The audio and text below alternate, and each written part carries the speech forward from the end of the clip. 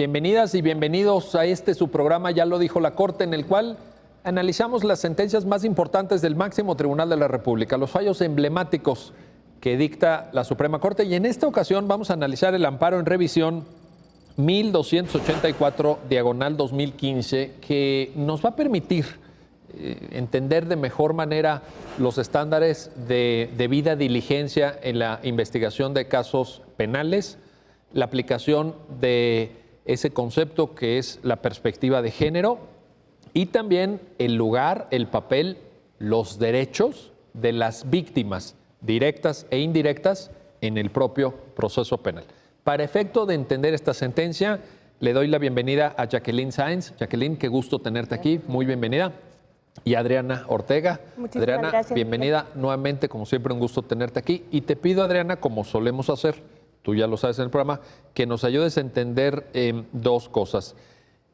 La primera tiene que ver con los hechos del caso, las peculiaridades fácticas. Ajá. Y luego también, porque creo que es importante para situar la sentencia en los términos en los que finalmente la Corte la resuelve, la secuela procesal, es decir, cómo llega a la Corte, por qué finalmente es resuelto este asunto por la Suprema Corte. Por favor. Claro que sí. Bueno, el asunto inicia con la muerte violenta de Carla Pontigo, que ocurre en su lugar de trabajo. Producto de esta muerte violenta, el Ministerio Público inicia una investigación en la que la madre y el hermano de Carla son imposibilitados de participar, no pueden ofrecer pruebas, no se pueden enterar de cuáles son las diligencias, cuál es el resultado de estas diligencias. Esta investigación concluye con la hipótesis o con la decisión del Ministerio Público de iniciar un proceso penal, de consignar los hechos ante el juez, es decir, pedirle al juez que ahora se ocupe de determinar la responsabilidad del patrón de Carla, a quien se le acusa o el Ministerio Público considera que lo que ocurrió es un homicidio por culpa, es decir, un homicidio en el que no participa una voluntad de la persona de producir el resultado. La hipótesis del Ministerio Público es que Carla se había estrellado accidentalmente contra un cristal de una puerta corrediza que había en las oficinas gerenciales de su lugar de trabajo y que en realidad el patrón o la responsabilidad del patrón consistía en no haber previsto que esto pudiera ocurrir y no haber colocado señalamientos en los vidrios, no haber propiciado una correcta iluminación. Entonces, con base en esto, se dice la muerte violenta de Carla ocurrió en la hipótesis o en el supuesto de homicidio por razón o cometido por culpa. Esta decisión, como podrá suponer, fue bastante problemática para la madre y para el hermano de Carla, entonces deciden impugnarla en amparo. Las víctimas tanto el hermano como la madre de Carla, habían interpuesto un amparo previo para pedir acceso a la investigación, obtienen este acceso a la investigación de manera muy tardía, porque cuando ellos llegan a la investigación descubren que ya se había cerrado la investigación y que el Ministerio Público había decidido acusar por homicidio cometido por culpa. Y pues evidentemente pues esta decisión los agarra muy desprevenidos, deciden impugnarla, están como muy preocupados porque les parece que esta decisión del Ministerio Público no se corresponde con los hechos que ellos pueden percibir que ocurrieron. Ellos tienen una serie de antecedentes respecto de la violencia laboral que vivía Carla en su lugar de trabajo y entonces deciden que pedirle al juez de distrito que revise esta decisión del Ministerio Público. Como ya se había consignado el asunto ante el juez, pues el juez gira orden de aprehensión por la solicitud o de acuerdo con la solicitud del Ministerio Público. Después dicta un auto de formal prisión, también de acuerdo con la solicitud del Ministerio Público, y entonces el juez de distrito, que tiene el amparo de las víctimas, toma una decisión un poco extraña en el sentido de dividir las violaciones que habían ocurrido en la investigación entre violaciones que impactan derechos y violaciones que impactan el trámite, por decirlo de alguna manera, y entonces dice que las violaciones sustantivas dan lugar a que se elimine el auto de formal prisión, pero que las violaciones procesales que ocurrieron o las violaciones de trámite que ocurrieron en la investigación pues no pueden ser revisables hasta que hayan trascendido a la sentencia o hayan propiciado una sentencia absolutoria. Y en todo caso a través de un amparo directo que se presente en contra digamos, una vez que se ha consumado la trascendencia en una sentencia absolutoria, en efecto. Entonces dice, el amparo indirecto que tú me pidas en este momento procesal que yo revise la investigación ya no es posible. Contra esta decisión del juez de distrito, las víctimas interponen un recurso de revisión, es decir, un recurso ante el tribunal colegiado que le permita revisar o supervisar si la decisión del juez de distrito fue correcta. Este recurso de revisión es lo que finalmente, como seguramente lo hemos visto en algunos otros de tus programas, motiva la facultad de atracción de la Corte. Entonces la Corte se sustituye en el colegiado y decide que será ella quien revise o quien determine lo que ocurrió o resuelva el caso interpuesto por la madre y el hermano de Carla Pontigo. Y ahí es cuando ya está el tema ante la Corte. Exactamente. Ahora, volviendo Jacqueline, te pregunto, a la secuencia fáctica de estos hechos que Adriana nos está ayudando a entender, luego derivan actuaciones fundamentalmente en la etapa de investigación. Quiero decir, cosas que el Ministerio Público tenía que hacer o debía hacer o se esperaba que hiciera, que no fueron muy correctas. Y ahí es donde viene un poquito también la inconformidad de las víctimas indirectas, que la mamá y el hermano, ¿no? ¿Es esto así? Sí, lo que ocurre en el caso, y yo creo que lo engloba muy bien el proyecto, es decir, hay al menos lo podemos englobar en 5 cuestiones, ¿no? Hay un tema respecto del reconocimiento de la calidad de víctimas que ellos pidieron y que ya lo dijo Adriana, que se da muy tardíamente, que no les permiten acceder, ¿no? Y ante la falta de ese reconocimiento, pues tampoco les permiten participar en una serie de diligencias que son fundamentales, no solo en la escena del crimen, sino también las primeras actuaciones, fundamentales para tener una verdad histórica, ¿no? Y también un caso, diríamos, bien armado. No les permiten tampoco, digamos, participar en la propuesta de determinadas actuaciones, no se las acuerdan, que eso también es como un problema muy estructural que han tenido las víctimas, en donde, a pesar de que ellas quieren participar activamente y que ha sido reconocido ese derecho a participar activamente, no les permiten. Pero déjame que te interrumpa. En este caso, porque esto creo que tiene una enorme proyección al fondo. Por ejemplo, hay veces que pensamos que las víctimas piden cosas así como estratosféricas, pero aquí lo que pedían, me acuerdo una de ellas, es que se interrogara a los compañeros de trabajo, ¿no? Exacto. Poder tener esas actuaciones y esas primeras diligencias. Es algo muy básico, ¿no? A mí parece... Estar presente además también en el desahogo de determinadas diligencias, inclusive algunas en donde sí estuvo presente el inculpado, ¿no? Y otra cuestión también que ellas alegaron, pues fue una investigación que no tenía perspectiva de género, que eso te tiene que dar también una nueva mirada sobre cómo trazas las líneas de investigación, los planes de investigación que debe seguir el Ministerio Público.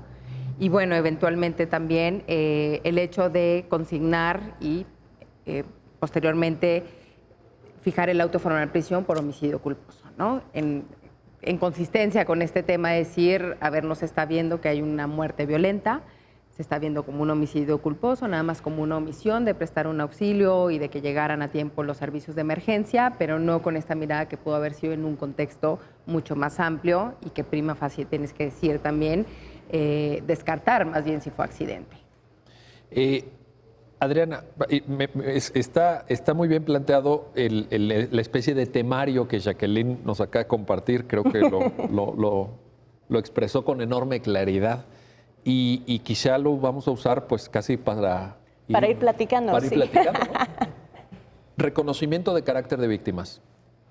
No hay duda, ¿no? O sea, la inconformidad fue por el momento quizá o eso, pero claramente son víctimas. Exactamente, no había ninguna duda en que la madre y el hermano de Carla pues resentían consecuencias directas de la muerte de Carla y tenían, por tanto, de acuerdo con la Constitución, además, derecho de participar en la investigación, con el grado y con la intensidad que ellos decidieran participar. Tenían derecho a ofrecer pruebas, por ejemplo.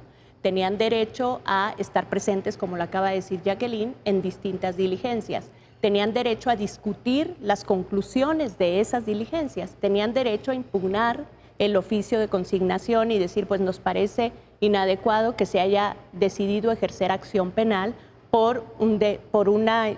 basado en una hipótesis que nosotros pensamos no es consistente con los hechos. No se les escuchó en testimonio, que eso también me parece muy grave, y se desatendió incluso la información que ellos vertieron en el sentido de que Carla estaba resintiendo violencia laboral. Entonces, como decía hace rato Jacqueline, pues había demasiados indicadores de que esta investigación tenía que conducirse con perspectiva de género.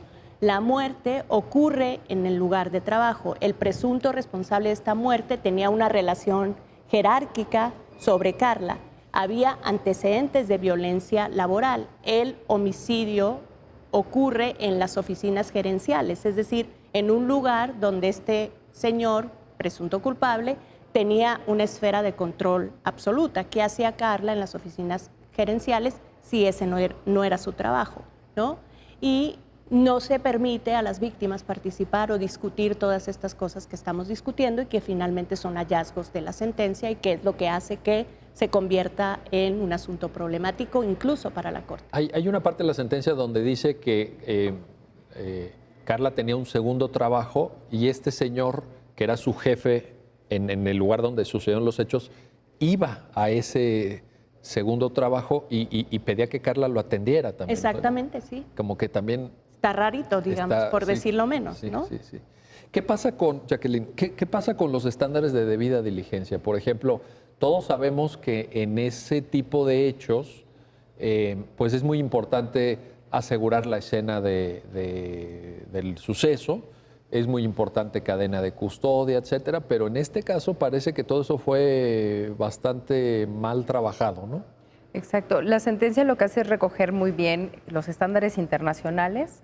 El precedente de Mariana Lima, que fue ya un amparo en revisión que conoció la Corte hace aproximadamente 5 años. Aquí lo comentamos en el programa, tú estuviste, ¿verdad? Exacto.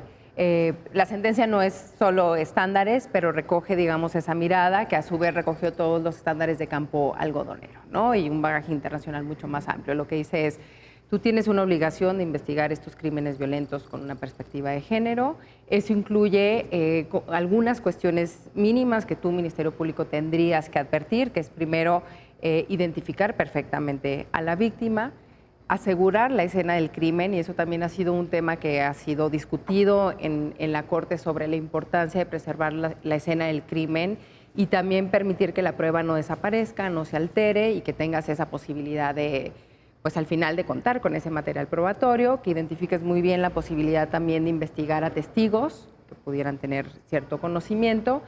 Y a mí me parece también que hay una parte muy importante y que la aborda también muy bien en el proyecto, todo el tema contextual, ¿no?, de violencia. O sea, no puedes obviar esos contextos en donde ocurren esas diversas violencias y tienes que tenerlo muy presente a la hora de investigar.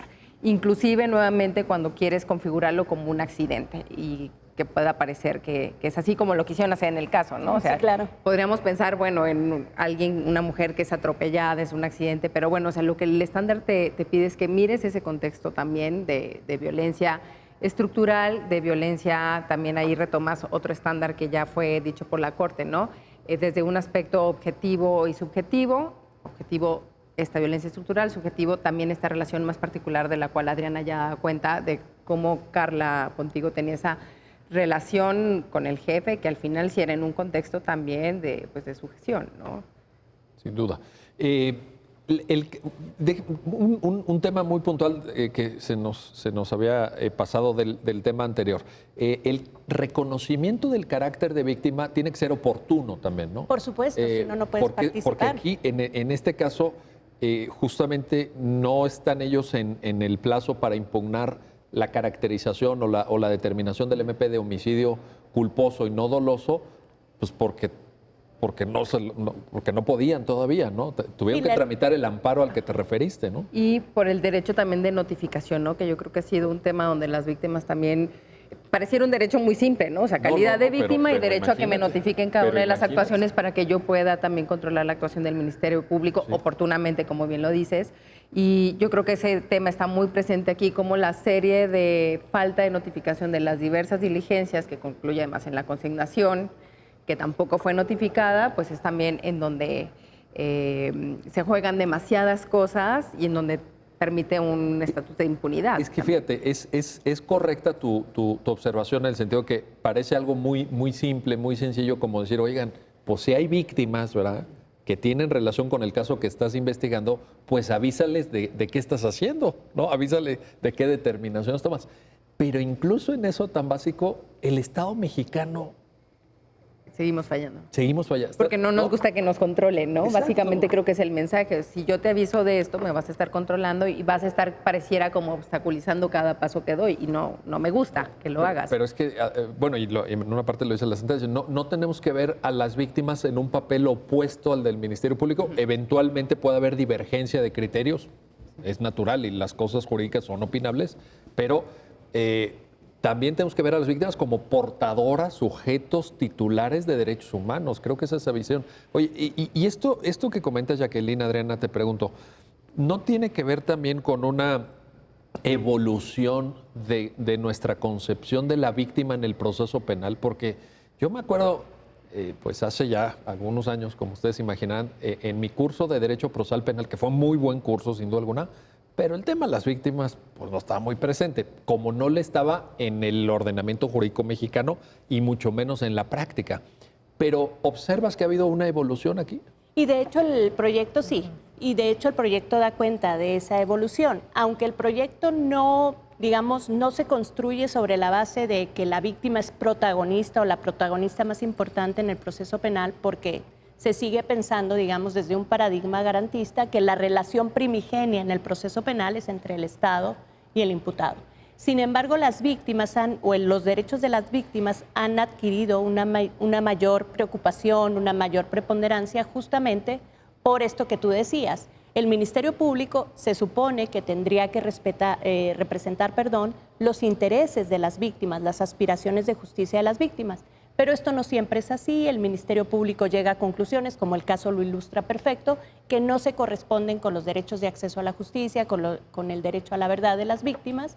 Y entonces esas divergencias deben depurarse. Y esto significa que las víctimas tienen que tener una mayor participación en el proceso penal, lo que ha dado lugar no solamente al reconocimiento constitucional de los derechos de las víctimas y de cómo estos derechos participan o tienen incidencia en el proceso penal, sino también a una consistente línea jurisprudencial de la Corte donde se ha ido reconociendo una mayor importancia o un mayor alcance a los derechos de las víctimas en el proceso penal, lo que incluye algo de lo que ya hemos estado hablando, ¿no? Su derecho a participar, su derecho a conocer qué es lo que está pasando, su derecho a ofrecer pruebas, su derecho a discutir las conclusiones que se derivan de esas pruebas, su derecho de discutir las determinaciones a las que llega el Ministerio Público y que pueden considerar contrarias a sus intereses o a sus aspiraciones de justicia.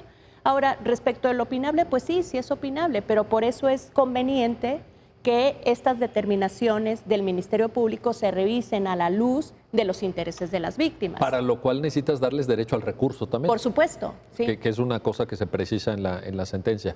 Bueno, vamos a hacer una pausa, no se vayan, regresamos enseguida porque este caso plantea una serie enorme de cuestiones del máximo interés y diría yo, desgraciadamente, de la máxima actualidad, porque está en la preocupación, en el ánimo de millones de mexicanos que las cosas se hagan bien en el ámbito de la procuración de justicia y en el ámbito de la impartición de justicia. Y los estándares de este amparo en revisión 1284/2015 son de enorme utilidad para lograr ese objetivo. Regresamos enseguida.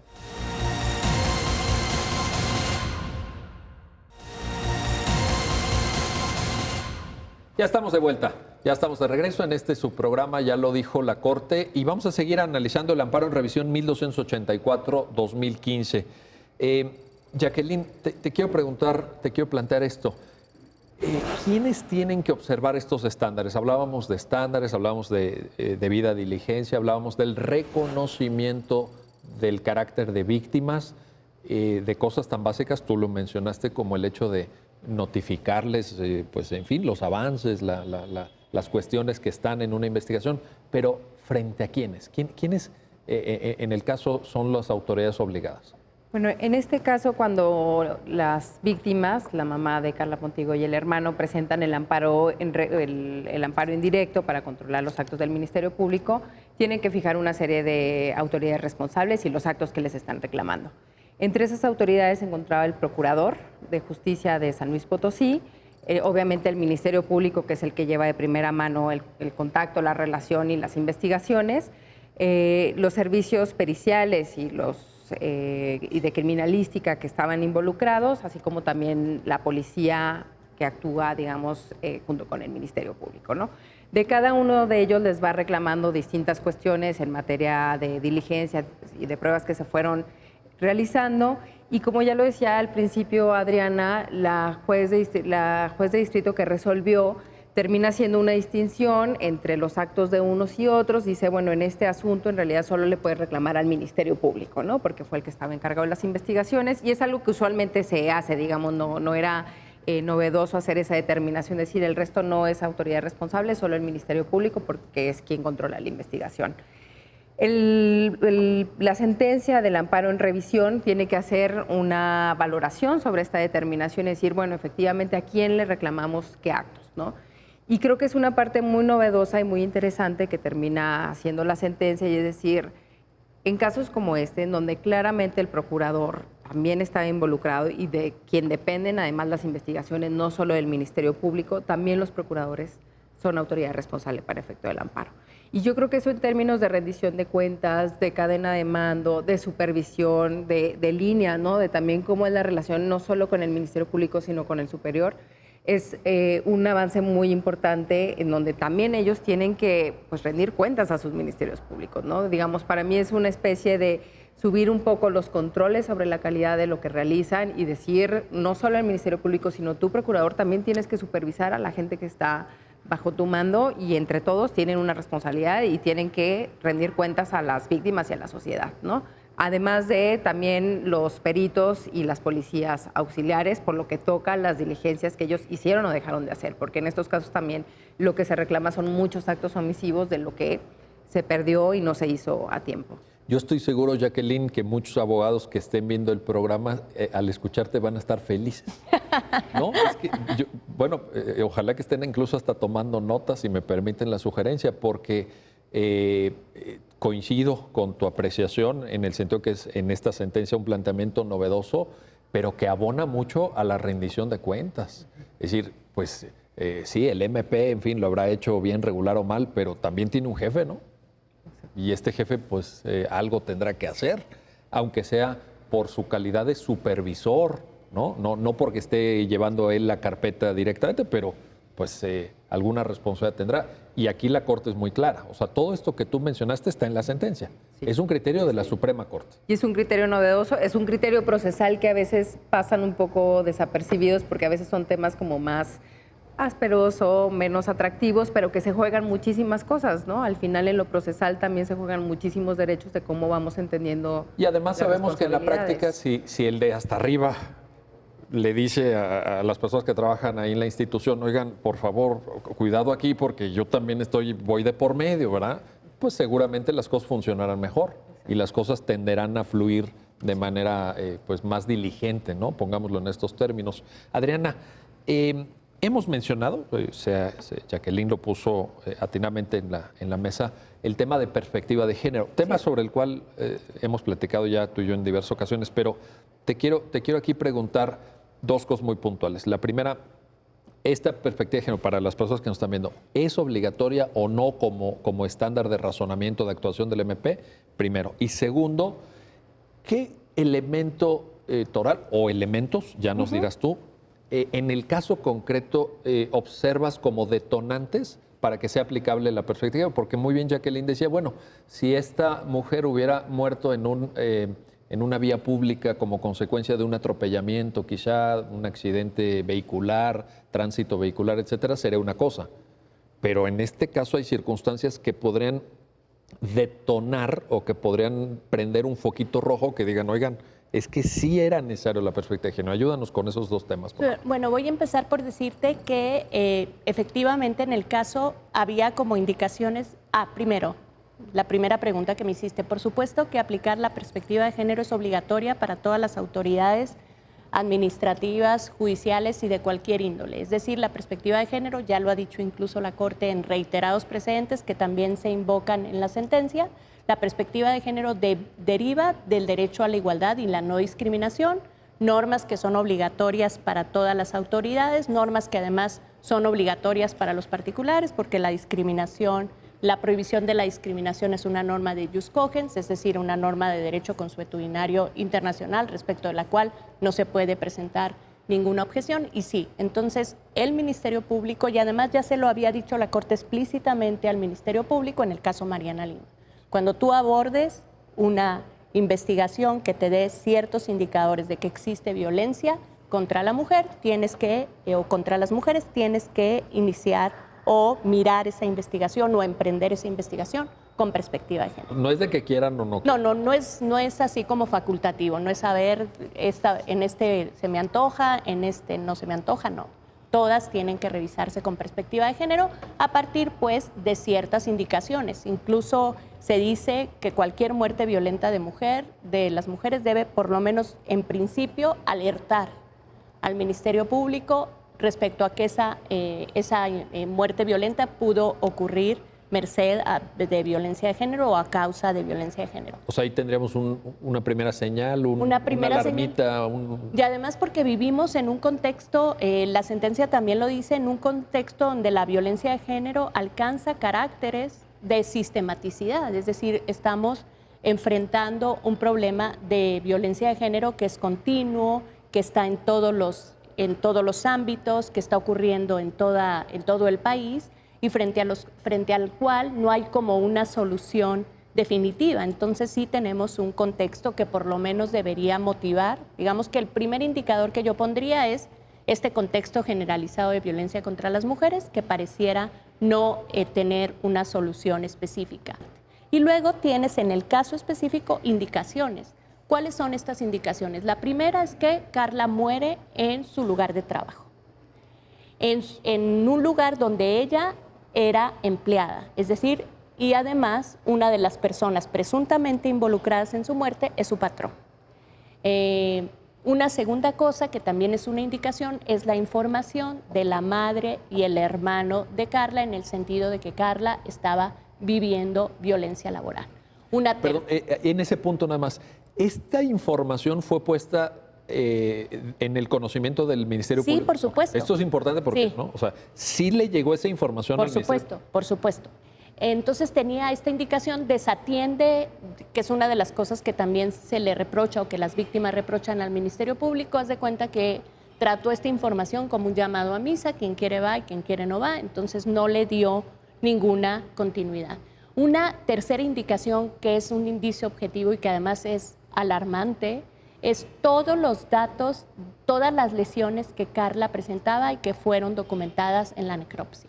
Entonces, me parece que el Ministerio Público concluye críticamente que todas estas lesiones fueron producto de la atención médica que Carla recibió, porque Carla no muere en el lugar donde se ocurrió el evento lesivo, sino que muere posteriormente. Es decir, en realidad lo que ocurrió es que Carla fue agredida o fue lesionada en su lugar de trabajo y muere posteriormente. Entonces, algunas de estas lesiones, dice la necropsia, tienen carácter defensivo. Tienen carácter defensivo y además hay indicaciones de violencia sexual, ¿no? Hay una inflamación importante en la zona genital, también fue desatendida por el Ministerio Público y, digamos, esta era otra nueva indicación de que por lo menos la investigación debió abordarse con perspectiva de género. O sea, porque si la hipótesis del MP es murió porque chocó con una puerta de cristal, etcétera, pero eso no haría compatibles las lesiones defensivas y no tiene nada que ver que choques con una puerta con que tengas inflamaciones o laceraciones o en fin, lesiones, como quiera que sea en el área genital, ¿no?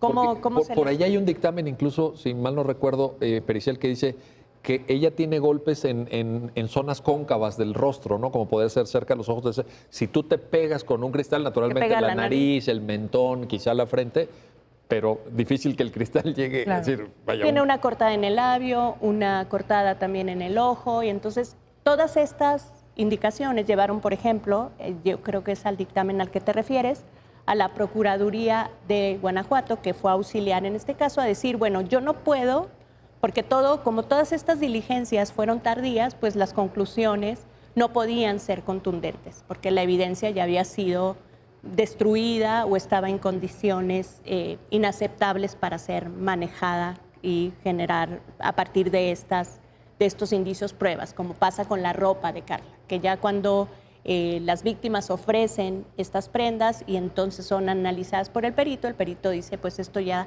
está muy descompuesto, yo no puedo llegar a ninguna conclusión. Creo que pasa casi un año, ¿no? Así es, y además Jackie lo insinuó, pero la escena del crimen se preservó 36 horas después. 36 horas después. O sea, quienes hubieran intervenido ahí tuvieron 36 horas para... Lavaron, o sea, literal, lavaron. O sea, eso está acreditado, lavaron. Pues entonces... Ya cuando el Ministerio Público llegó a resguardar la escena del crimen, ya estaba todo Pero ahí lavado. hay un fallo. No, o sea, ya por ni favor. hablamos de cadena de custodia, sencillamente aseguramiento del lugar. Vaya, poner unas cintitas amarillas y poner a alguien ahí que vigile que no se meta la gente, ¿no? Y fíjate, otra indicación importante de que aquí había algo extraño es que el hermano de Carla regularmente recogía a Carla al terminar su trabajo a las aproximadamente entre 2 y 3 de la mañana. El hermano de Carla llega como habitualmente a este lugar y no le permiten entrar de manera inmediata. Entonces también creo que esa es otra indicación que debió haber alertado al Ministerio Público, porque si tú tienes claro que lo que ocurrió es un accidente, facilitas el ingreso de los servicios de emergencia y informas a la familia de manera inmediata qué es lo que está pasando. Entonces creo, sin prejuzgar, sin violar el principio de presunción de inocencia, creo que todas estas eran indicaciones importantes para que el Ministerio Público dijera, bueno, esta es presumiblemente una muerte violenta de mujer que yo estoy obligado a investigar con perspectiva de género. Ya que pones el tema en la mesa, pero el hecho de usar una metodología para integrar una investigación penal como es la perspectiva de género, no prejuzga sobre presunción de inocencia. No prejuzga sobre nada. No prejuzga sobre nada, es la forma de llevar a cabo, ¿no? Sí, es un método. ¿Tú qué es qué es a lo que te invita ese método? A mirar los indicios desde un cierto lugar. Es decir, nosotros estamos ahora haciendo esta lectura de los hechos y lo que estamos haciendo es hablar con perspectiva de género. Estamos hablando de contexto generalizado de violencia, estamos hablando de relaciones de supra-subordinación, estamos hablando de que la muerte de esta mujer, de Carla Pontigo, ocurre en su lugar de trabajo, por lo menos la lesión que le causó la muerte fue inferida en el lugar de trabajo. Estamos diciendo que no se permitió al hermano auxiliarla, estamos diciendo que no se interrogó a los testigos, entonces estamos diciendo que hay antecedentes de violencia laboral que por lo menos debieron haber sido explorados. No es que vas a dar la información de las víctimas por cierta, pero sí necesitas explorar esa línea de investigación. Y lo que acabamos de hacer, y no hemos prejuzgado sobre la inocencia del patrón de Carla, es emprender o valorar los hechos de la investigación con perspectiva de género. Jacqueline, llegamos con todos estos elementos que Adriana nos acaba de compartir a tener claro, y la sentencia creo que va en esa dirección, que había detonantes, llamadas de atención, información, elementos que activarían la obligación, porque también en estos términos fue preso por Adriana y la sentencia lo afirma, de investigar con perspectiva de género. ¿Qué sigue? O sea, ya estamos en la parte del diagnóstico, ya nos quedó claro, sí se requería de manera imperiosa, obligatoria, la perspectiva de género. ¿Qué tenía que haberse tomado en cuenta o qué se tenía que haber hecho? Ya cuando activamos esto, ¿qué tenemos que hacer? Es importante también que se ha hecho un llamado también a las procuradurías a que tengan protocolos para investigar con perspectiva de género, ¿no? O sea, tener guías claras y suficientes sobre, justo después de ver este programa, seguir investigando y decir, si yo estoy frente a un caso en donde veo un contexto que hay una muerte violenta, ¿cómo tendría que empezar, no? Y esos protocolos pues tendrán que adecuarse en las procuradurías y estar ahí, además de la capacitación y otras cosas que ya hemos hablado, para que las y los ministerios públicos pudieran actuar. Sobre eso están estas líneas en donde ya en un inicio decíamos, ¿no?, que tienen que ver con cómo preservar la escena del crimen y cómo llevar y conducir las investigaciones, pero además ahí me parece también que se engarza muy bien en la sentencia con cómo vamos haciendo un relato que atienda a la verdad histórica de los hechos y cómo también ese relato tiene que ser satisfactorio en términos de explicación de qué fue lo que ocurrió, ¿no? Ahora, en ese sentido, observaría yo la necesidad de hacer un buen trabajo, porque varios elementos de los que citaste van en esa línea, creo, un buen trabajo en términos de recabar las pruebas, evidentemente respetando todas las formalidades de cadena de custodia, aseguramiento de la escena, pero luego también un cierto trabajo cuando dices un relato satisfactorio de lo que sucedió, pues un trabajo argumentativamente bien hecho, ¿no? Sólido, pues, porque lo que decíamos de que si tú te das un golpe con un cristal, pues evidentemente te puedes lesionar la nariz o el mentón o partes de la cabeza, pero difícil que llegue a zonas cóncavas del propio rostro. O el tema de cómo explicas heridas defensivas, ¿no? El cristal no te atacó. O sea, ¿no?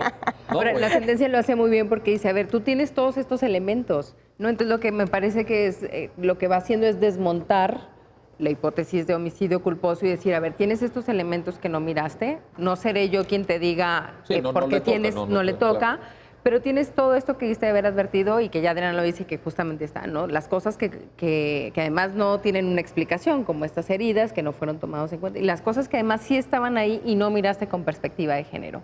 Entonces, para el caso en particular, pues lo que tienes que hacer es tomar en cuenta todo esto que yo te estoy refiriendo, las pruebas que sí hay y que tú las viste de un modo, y yo aquí te estoy diciendo que se deben de mirar y colocar desde otro punto de vista, y que eso es mirarlo con perspectiva de género. Pero también tú tendrás que definir qué otras cuestiones y qué otras pruebas tienes que practicar para que entonces sí puedas conducir efectivamente una investigación con perspectiva de género. En relación al comentario sobre los protocolos, en algunas notas a pie de página están citados algunos, ¿no? O sea, vaya, no sé si en el caso de San Luis Potosí específicamente, pero algunos elementos en términos de protocolos sí existen, ¿no? Sí, por supuesto, hay un protocolo modelo de la ONU, que es el que se cita en la sentencia. En el caso de Mariana Lima se citó además el protocolo del Estado de México porque existía ese protocolo. En el caso concreto del Estado de México. En el caso concreto del Estado de México. Esos protocolos lo que te establecen son cuestiones mínimas y es muy importante que los ministerios públicos, si es que algún ministerio público nos está viendo, sepan. Ojalá que sí. Que no se les pide nada adicional a lo que regularmente hacen. Es decir, tienen que preservar la escena del crimen, lo que es común a cualquier actividad indagatoria, tienen que respetar la cadena de custodia, lo cual es común a cualquier actividad indagatoria, tienen que interrogar exhaustivamente a los testigos, lo cual es común a cualquier actividad indagatoria, pero además, en el caso específico de mirar una investigación o de emprender una investigación con perspectiva de género, en particular cuando está involucrada la muerte violenta de una mujer, ¿qué tendrían que ver? Primero, reconocer que existe un contexto generalizado de violencia y entonces partir de ahí. Yo no puedo dar por bueno que una muerte violenta de mujer es accidental. Yo primero que nada, haz de cuenta como si fuera una especie de categoría sospechosa. Claro, tengo la muerte violenta de una mujer, independientemente de que haya sido un accidente, pues yo, para empezar, sospecho y digo, pues aquí pudo haber un evento de violencia de género. Otra cosa es mirar atentamente los indicios de que esa violencia de género se consumó en el caso. Es decir, mirar, por ejemplo, o explorar como una línea indagatoria toda esta información que daba la familia de Karla respecto a la violencia laboral que Karla padecía. Otra cosa es leer las necropsias con todos los datos que las necropsias dan. Es decir, cómo es posible que no se haya considerado la hipótesis de violencia de género cuando había una presencia, digamos, había inflamación en la zona genital, lo que es un indicador de violencia sexual. Entonces también como que los ministerios públicos tendrían que estar muy atentos a estas indicaciones de violencia sexual. Otra cosa que tienen también como que prender los focos es por lo que pasó en el caso Mariana Lima. Mariana Lima muere en su casa y la última persona que la vio con vida es su marido. Bueno, pues ya tienes dos indicadores de que ahí la cosa está rara y por lo menos eso te da te obliga pues a mirar el asunto con perspectiva de género. Entonces tienen que explorarse exhaustivamente las líneas de investigación que se relacionen con violencia sexual, que se relacionen con violencia en el ámbito de las relaciones de pareja, tienen que explorarse exhaustivamente las relaciones de supra o subordinación en las que pudo haber estado la víctima. Entonces son Es decir, dentro de lo que estamos acostumbrados a hacer como investigación y buena investigación y que reconocemos como órganos investigadores, como lo que sería una debida diligencia, una actitud acuciosa, exhaustiva respecto de las investigaciones, lo único que tienes que añadir es una mirada que te permita preservar evidencia o explorar evidencia, por decirlo en términos muy concretos, que tenga que ver con violencia en razón de género. Ojalá que muchos ministerios públicos estén escuchándote, Adriana. Que hayan tomado nota. Y que entre todos, entre todos, porque aquí también, evidentemente, ya en el caso concreto hubo una lucha, un esfuerzo de la familia. Sí, por supuesto. La familia estuvo, que también pasó en Mariana Lima, ¿te acuerdas? Lo habíamos comentado con la mamá en ese caso. Esperanza en este caso fue tan persistente como Irinea, y en ambos casos el acompañamiento de los abogados y abogadas que estuvieron detrás de las víctimas fue también muy importante. Sí. Bueno, vamos a hacer una pausa más, pero no se vayan porque vamos a regresar enseguida para seguir comentando, seguir analizando el amparo en revisión 1284-2015. Regresamos.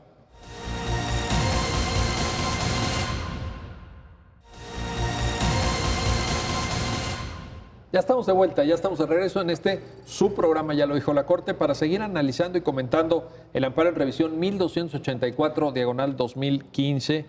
Y te quiero preguntar, Jacqueline, finalmente todo esto que hemos comentado, analizado, nos lleva, desde el punto de vista de las víctimas, desde el punto de vista del interés de la sociedad en general, creo yo, a tener una visión más robusta, más sólida del derecho de acceso a la justicia. El fondo es eso, ¿no? ¿No te parece? ¿Cómo lo aborda la sentencia? Sí, el proyecto creo que toca muchos temas muy importantes de derechos de las víctimas, que además va engarzando de una manera muy ingeniosa y muy clara, ¿no? Empieza hablando del tema de acceso a la justicia. Y creo que es muy relevante el reconocimiento que la sentencia hace de las 3 dimensiones de acceso a la justicia. No es solo un acceso formal en donde tú puedes acudir a las instancias, a los juzgados a reclamar algo, ni es solo un aspecto sustantivo sobre las pretensiones que te decían, ¿no? Sino que es importante también que se vea un aspecto estructural en torno a quienes pueden realmente acceder a esa justicia, ¿no? Es decir, cómo ciertas circunstancias posibilitan o impiden que las personas acudan y que lleguen a una solución para su caso, ¿no? En este caso específico, pues estamos hablando de un contexto en donde hay una muerte violenta de mujeres y en donde se tendría que mirar ese contexto estructural, pero digamos, esto aplica para otros casos, como puede ser justicia de personas indígenas, justicia para otras personas en situación de exclusión, y cómo tenemos el deber y la responsabilidad de realmente mirar esas causas estructurales que permiten o que imposibilitan el acceso para las personas. Me parece que esa parte es muy importante porque de ahí nos va llevando a la mano también en cómo queremos hacer justicia y cómo se hace justicia en este caso, y cómo además eso implica otro tipo de estándares también de derecho a la verdad, de debida diligencia, de combate a la impunidad, y de cómo pues aquí es muy claro también ese contexto estructural en donde las muertes violentas de mujeres no se han investigado correctamente, y es esa deuda que tenemos, ¿no? Sin duda. En ese sentido, Adriana, te quiero preguntar, porque Jacqueline lo acaba de mencionar y la sentencia lo retoma en diversos momentos del desarrollo argumentativo que hace la Corte. Esto nos lleva a pensar en el derecho a la verdad, el derecho a la justicia, que en esta triple dimensión que Jacqueline nos acaba de sintetizar de manera magistral, creo yo, y también a cuestiones de reparación. De hecho, hay frases de la sentencia donde verdad, justicia y reparación, ¿no? Ayúdanos a entender un poco. Bueno, la sentencia trabaja de manera exhaustiva con acceso a la justicia y derecho a la verdad. Cuando se llega al tema de las reparaciones, lo que dice finalmente la sentencia es una forma de reparación reponer la investigación para que esta investigación cumpla con los estándares de debida diligencia, es decir, sea conducida con exhaustividad y acuciosidad, y se lleguen a conclusiones que sean pertinentes. La sentencia elabora el derecho a la verdad de las víctimas y dice, bueno, las víctimas tienen derecho a que el agravio que sufrieron se nombre en la proporción real o que se corresponde con la evidencia disponible. Es decir, no es lo mismo que te digan tu hija murió porque por sus taconcísimos altísimos se estrelló contra un cristal, a que identifiquen que una persona la lastimó de manera severa y que además esa persona termine resintiendo las consecuencias que se corresponden con su actuar, ¿no? Es decir, las víctimas, decía hace rato Jacqueline, necesitan un relato que refleje sus aspiraciones de justicia y que se corresponda con la evidencia disponible. Solamente cuando tú tienes una investigación que se ha conducido de manera exhaustiva, imparcial y en este caso con perspectiva de género, vas a poder entregarles a las víctimas ese relato, independientemente de lo que ocurra con ese relato.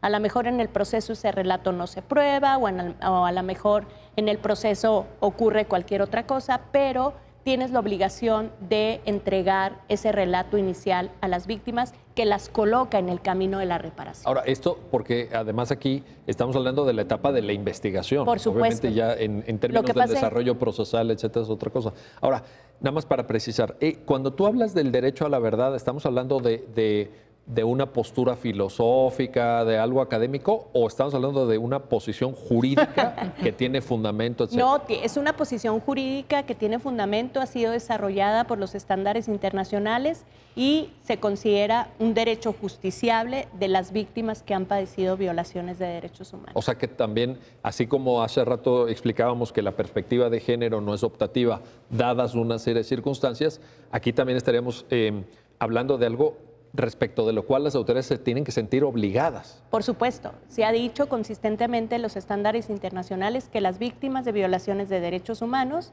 y la jurisprudencia de la Corte Interamericana lo ha reiterado, tienen 3 derechos madre, por decirlo de alguna manera, o 3 derechos fundamentales: la verdad, la justicia y la reparación. La verdad es justamente el derecho que tienes de que el agravio que has sufrido se nombre, a saber en qué circunstancias ocurrió el agravio, y además a saber quién lo perpetró. Digamos que esos serían los elementos básicos del derecho a la verdad.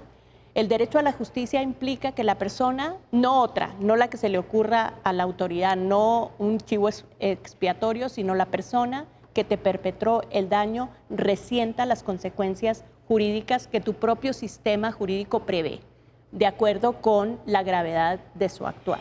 Y el derecho a la reparación finalmente implica que tú seas resarcido en la medida de lo posible de los daños que este actuar te ha causado, ¿no?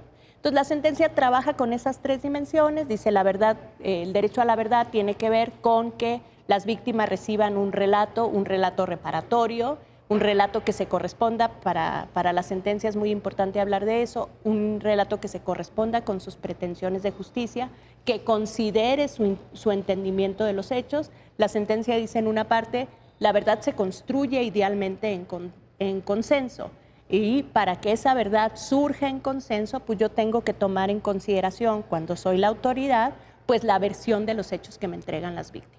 Y en todo caso, si la versión de los hechos que me entregan las víctimas no se corresponde con la evidencia que yo estoy mirando, tengo que convencerlas. Es parte de mi deber como autoridad de entregarles, si no un relato que exactamente refleje lo que quieren, pues por lo menos un relato que les convenza. Y ahí viene la buena argumentación, ¿no? Por supuesto, no puedes llegar, la sentencia lo dice contundentemente, la conclusión del Ministerio Público es totalmente acrítica, ¿no?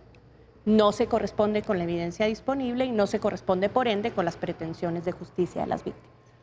Jacqueline, yo creo que esta sentencia, evidentemente, dado que surge de un amparo, pues tiene que atender las cuestiones fácticas específicas del caso, etcétera, pero entiendo de la lectura que se puede hacer de la propia sentencia que se proyecta más allá del caso.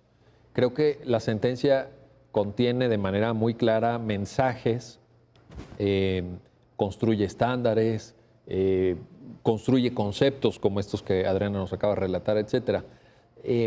¿Cómo utilizar esta sentencia hacia adelante? ¿Coincides en esta visión de que la sentencia va más allá del caso concreto? Sí, no, totalmente de acuerdo. Me parece que tiene aspectos procesales y aspectos sustantivos muy importantes. En un aspecto procesal ya veíamos este tema del sobreseimiento y cómo se va entendiendo también las cuestiones procesales que permitan acceder a la justicia a las personas, ¿no? Porque si nos hubiéramos quedado con una concepción tradicional, pues tú dices, ¿sabes qué? Hubo un cambio de situación jurídica, ya estamos en una auto de formal prisión, llegaste tarde, qué pena, que es un poco lo que hace la juez, ¿no? O sea, decir, a ver, no puedo tumbar todo lo otro, te lo concedo contra el auto de formal prisión, y entonces a partir de ahí construimos un relato. Y además lo demás, reclámalo en el amparo directo. Ajá, a ver ya en 3 años, 5 años, pues qué es un poco lo que podemos construir, ¿no? Entonces me parece que, bueno, por un lado tú ya lo reconocías, hay una parte muy valiosa de la fuerza de las víctimas, decir, no me conformo con lo que está ahí, ¿no? Porque en un aspecto muy formal de justicia podrías decir, bueno, tienes una persona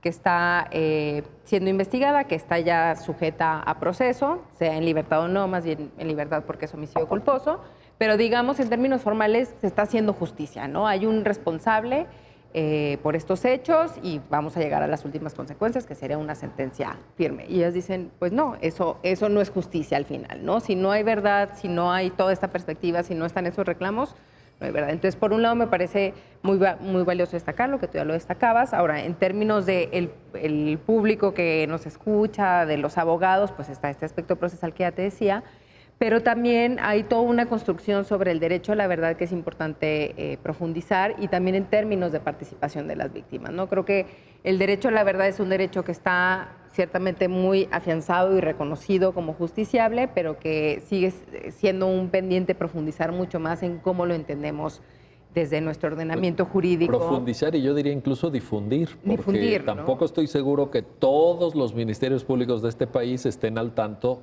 de ese derecho a la verdad. De que existe el derecho y de qué alcance tiene, porque ahorita lo explicaron ustedes maravillosamente bien, pero no sé qué tanto... es decir, yo te diría difundir, que se conozca y desde luego profundizar. Seguramente el derecho a la verdad tiene vericuetos o tiene aspectos o tiene elementos que incluso no están aquí tratados en la sentencia, ¿no? Pero... Exacto, y que se tiene que ir adecuando también a los hechos, ¿no? En cómo exiges esa verdad, qué significa, y darle dando ese sentido y esa justiciabilidad también de cómo se traduce al final en las investigaciones y en los resultados en términos de justicia que tienes, ¿no? Y que no es solamente, como decíamos, esta justicia, digamos, formal, en donde hay una persona que está respondiendo por eso, sino que realmente ese relato sea, en términos de explicación, pues, digamos, medianamente aceptable, ¿no? Con todos los elementos que se tiene. Y también, además de eso, como ahorita lo decías, hay un pendiente en qué sigue en términos de reparación, ¿no? Y en cómo entendemos también luego las víctimas después de esto que sigue para ellas, además de esta sentencia que es, yo diría, una joya, ¿no? También en términos de cómo repara a las víctimas, porque también dialoga con las víctimas, ¿no? Y recoge las partes que el Ministerio Público no recogió, ¿no? Decir, a ver, aquí estaba esta evidencia, aquí ellas habían dicho esto y tú simplemente lo anulaste, lo ignoraste y no le diste el lugar a la víctima que tenía. Entonces me parece como muy importante también esas reivindicaciones que tienen las víctimas en términos de participación y de cómo se va armando el proceso y cómo ellas pueden también involucrarse en el propio reclamo de justicia. Sin duda alguna. Adriana, nos estamos acercando al final ya del programa, pero no quiero dejar de preguntarte, ¿cuál fue la decisión? Bueno, ¿Cuál es puntualmente el criterio? Puntualmente la decisión es, dadas todas estas falencias que fueron identificadas a lo largo de la sentencia, pues hay que reponer o reiniciar la investigación. Y esta investigación que se reinicia tiene que hacerse con perspectiva de género, con debida diligencia, mirando exhaustivamente la evidencia, recabando la evidencia que te permita completar las hipótesis que no exploraste, en el caso del Ministerio Público y del Procurador. Y digamos que ese es como en términos generales, la conclusión de la sentencia. Algo que me gustaría comentar es que la sentencia no tuvo miedo de llegar hasta acá con las implicaciones de que el presunto responsable recibiera un auto de libertad, porque lo que la sentencia hace es invalidar el auto de formal prisión. Es lo que te iba a preguntar, porque el asunto ya estaba bajo conocimiento de un juez y había habido actuaciones ya procesales. Muchas de estas falencias se dan en la etapa de investigación, pero ya había avanzado el MP de esa etapa, ya estaba en otra etapa judicializado, como se le dice ahora, ¿no? Exactamente. Entonces, lo que hace la sentencia es, bueno, toda vez que las víctimas están enojadas con el resultado de la investigación y es la investigación la que tenemos que corregir, porque si no se corrige la investigación, la carga que se les coloca a las víctimas de probar durante el proceso una hipótesis alternativa es muy grande. Entonces el Ministerio Público como órgano técnico tiene que hacerse cargo de eso, tiene que hacerse cargo de esta investigación. La sentencia invalida, por tanto, la orden de aprehensión y el auto de formal prisión posterior. Y entonces dice aquí, vamos a empezar desde cero. Y además vas a empezar desde cero con estos estándares y asumiendo estas responsabilidades que yo te doy como efecto del amparo, ¿no? Investiga exhaustivamente, investiga con debida diligencia, investiga con perspectiva de género y entonces sí, a partir de esta investigación exhaustiva, diligente y conducida con perspectiva de género, consigna por la hipótesis fáctica o por la hipótesis punitiva o la hipótesis de castigo que te resulte de haber conducido esta investigación con estos estándares que están colocados en la sentencia. Que puede llegar o no a un replanteamiento. En eso Pues, la Corte exacto. tampoco... No, porque a la Corte no le corresponde. No le corresponde. La Corte no es el órgano técnico, el órgano técnico es el Ministerio Público. Lo que hace la Corte es supervisar y jalar las orejas, por decirlo de alguna manera, al Ministerio Público y decirle, bueno, vas a como dar un viraje en tu conducción y ahora vas a ir por esta carretera, ¿no? Y ya después que vayas por esta carretera me cuentas qué encontraste, ¿no? ¿Qué te pareció? ¿No? Oye, ¿y valdría la pena, Jacqueline, quizá sugerir a las personas que nos están viendo y que seguramente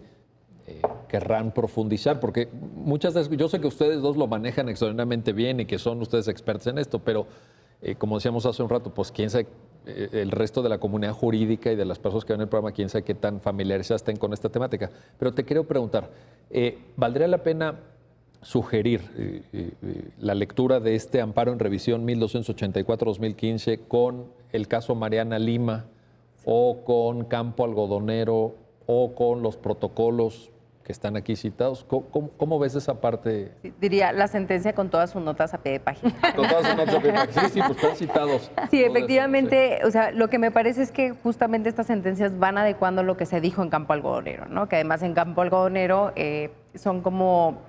Yo a veces pensaría que algunos lineamientos pueden ser un poco más abstractos porque obviamente quien enjuicias es al Estado y que en estas sentencias, Mariana Lima, el de Carla Pontigo, pues vas teniendo lineamientos mucho más específicos de qué es lo que el Ministerio Público tuvo que haber mirado, ¿no?